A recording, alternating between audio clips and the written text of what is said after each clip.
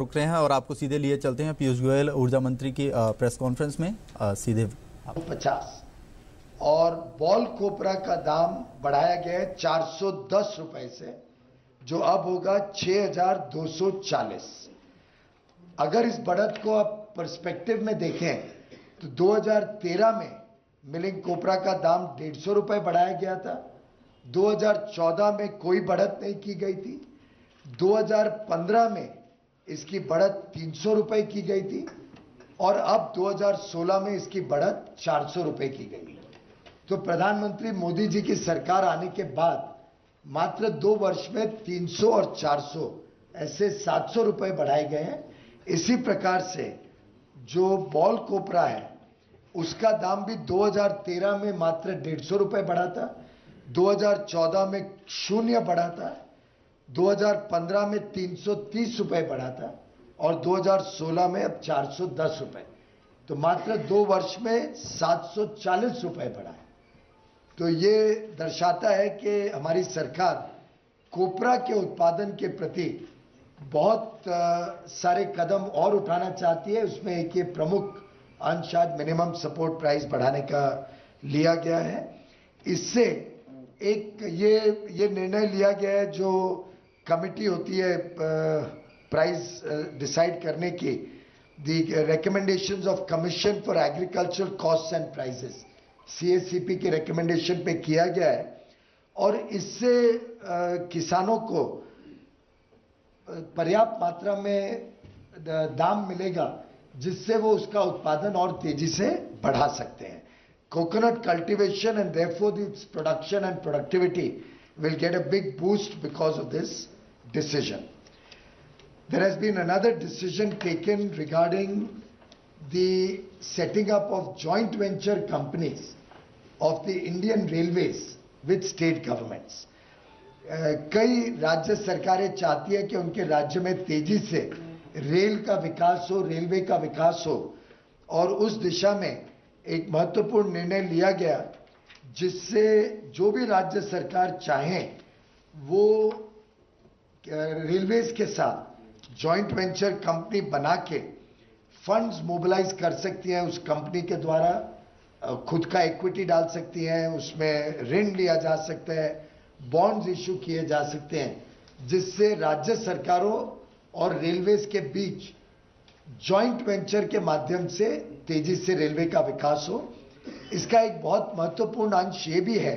कि राज्य सरकारों को अब ताकत मिलेगी कि वो भी तय कर सकते हैं उनकी जरूरतों के हिसाब से रेलवे कॉरिडोर्स कहाँ बनाए जाए, रेलवे में विकास किस एरियाज में किया जाए, और साथ ही साथ राज्य सरकार की इन्वॉल्वमेंट से उन कंपनियों के माध्यम से प्रोजेक्ट्स भी फास्टर एग्जीक्यूट होंगे। There will be skin in the game of the state governments,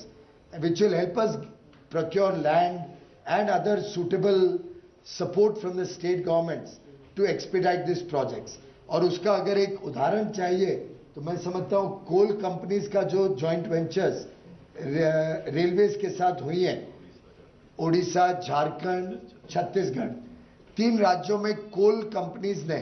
राज्य सरकार, कोल कंपनी और रेलवेज के बीच जो जॉइंट वेंचर्स किया है उससे इतनी तेजी से रेल लिंक्स का काम बढ़ गया है आगे, जिससे कोयले की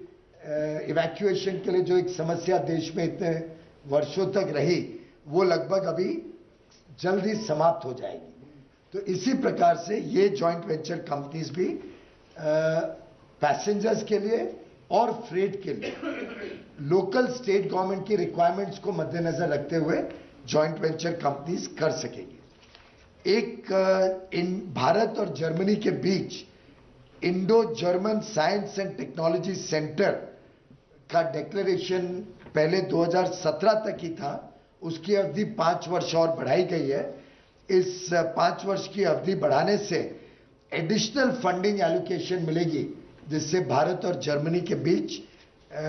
टेक्नोलॉजी के क्षेत्र में और ज़्यादा अधिक कोऑपरेशन हो सकेगा। Funding allocation 2 million euro per year से बढ़ा के मैक्सिमम 4 मिलियन यूरो हर वर्ष तक दोनों देश लगा सकें, इस प्रकार का ये एक IGSTC एग्रीमेंट 2022 तक निर्णय लिया गया है। और एक महत्वपूर्ण निर्णय कोयले के क्षेत्र में लिया गया है, जिससे आगे आने वाले दिनों में कोयले की लिंकेजेस जो नॉन पावर सेक्टर की होती है, जिसको नॉन रेगुलेटेड सेक्टर कहते हैं, उसमें अधिक मात्रा में दिया जा सके, उसके लिए एक महत्वपूर्ण निर्णय आज लिया गया है। आप सभी जानते हैं कि सितंबर 2014 में जब कोयले की आवंटन को, खदानों के आवंटन को रद्द किया था सुप्रीम कोर्ट ने, तब उन्होंने कहा था कि इसमें पारदर्शिता नहीं है जिस प्रकार से कोयले के ब्लॉक का आवंटन किया गया है। It was called irregular, arbitrary and non transparent. जब वो निर्णय आया तो प्रधानमंत्री श्री नरेंद्र मोदी जी ने कहा कि अगर ये निर्णय कोयले के ब्लॉक्स के लिए है तो एक प्रकार से जो कोयले के लिंकेजेस इतने वर्षों में दिए गए हैं वो भी फर्स्ट कम फर्स्ट सर्व के बेसिस पे रहे हैं। कुछ क्राइटेरिया जरूर ड्रॉन अप था, लेकिन एक कई जगह पे कठिनाई महसूस होती थी कि लिंकेजेस भी लोगों को नहीं मिलते थे और लिंकेज मिलने के लिए कई प्रकार की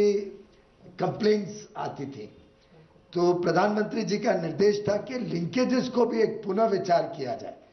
और एक उसमें भी पारदर्शिता और एक इक्वल अपॉर्चुनिटी, जिससे सभी उपभोक्ताओं को अपॉर्चुनिटी मिले कि उनको भी लिंकेज में भाग लेके एश्योर्ड सप्लाई ऑफ कोल मिल सके। तो आज एक निर्णय cabinet committee of economic affairs ने लिया है कि जो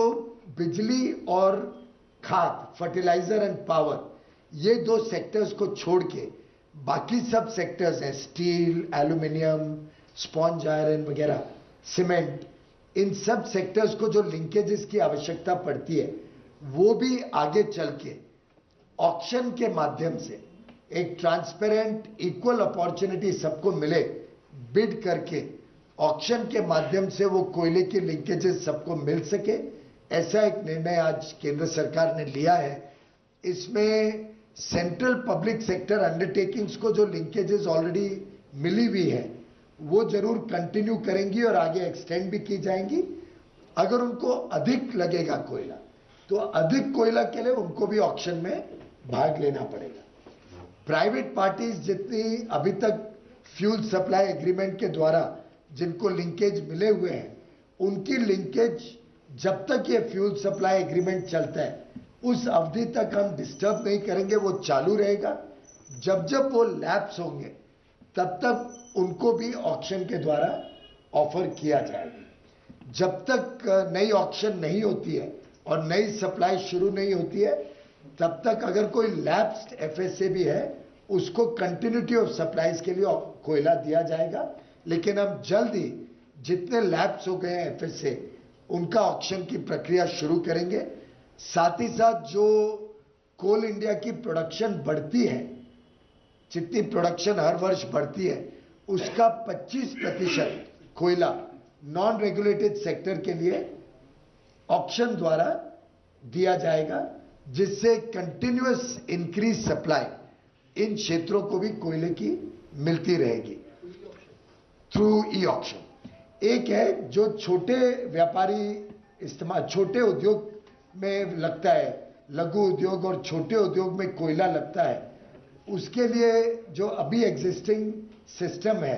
कि हम राज्य सरकार को कोयला देते हैं और राज्य सरकार लघु उद्योग और छोटे उद्योग को जिनकी रिक्वायरमेंट्स छोटी होती हैं वो अभी भी कंटिन्यूड रहेगा, उनको इस ऑक्शन के दायरे में नहीं लाया जाएगा। तो जो छोटी रिक्वायरमेंट्स है, किसको 1000 टन 4000 टन चाहिए, उस छोटी रिक्वायरमेंट्स को स्टेट गवर्नमेंट के द्वारा लघु उद्योग, छोटे उद्योगों को, भट्टों को वगैरह मिलते रहे, वो प्रक्रिया और पारदर्शिता लाने के लिए उसमें हम काम कर रहे हैं कि उसको भी कैसे वेबसाइट द्वारा, पोर्टल द्वारा और पारदर्शिता से किया जाए। वो प्रोसेस जल्दी हम आप सबके समक्ष रखेंगे, लेकिन वो प्रोसेस कंटिन्यूड रहेगा, उनको इस ऑक्शन का भार नहीं उठाना। तो ये अन्य अलग अलग विषयों पे निर्णय आज